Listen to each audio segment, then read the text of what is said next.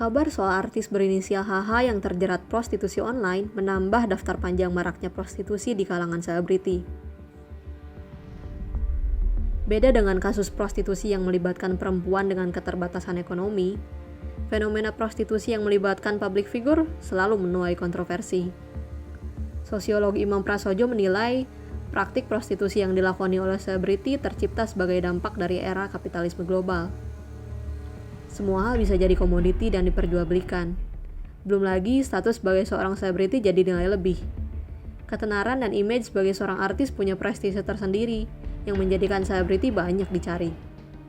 Banyak pihak berusaha untuk menjelaskan motif seorang selebriti yang terlibat dalam kasus prostitusi.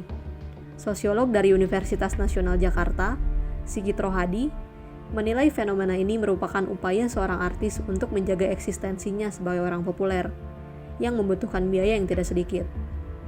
Sementara itu, pengamat sosial dari Universitas 11 Maret Surakarta, Yosafat Hermawantri Nugroho, mengatakan bahwa prostitusi online adalah cerminan masyarakat masa kini yang mendewakan gaya hidup konsumtif dan instan.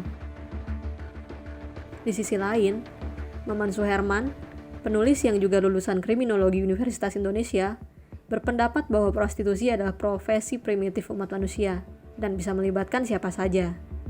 Karenanya, prostitusi online bisa dikatakan merupakan fenomena lama yang dilakukan lewat medium yang berbeda.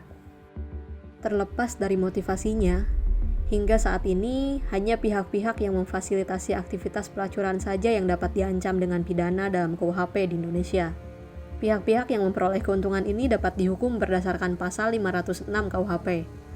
Tapi, jika keterlibatan dalam prostitusi online dijadikan sebagai mata pencaharian, pihak-pihak ini dapat diancam dengan pasal 296 KUHP.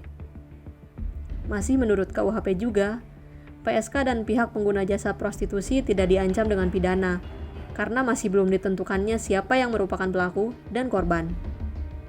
Dalam kasus prostitusi selebriti inisial VA tahun 2019 lalu misalnya, artis VA dan pengusaha pengguna jasa hanya berstatus sebagai saksi.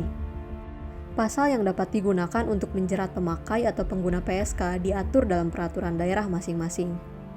Di Provinsi DKI Jakarta misalnya, sanksi pidana bagi pengguna PSK diatur dalam Perda DKI nomor 8 tahun 2007 dengan ancaman pidana kurungan paling lama 90 hari atau denda paling banyak 30 juta rupiah.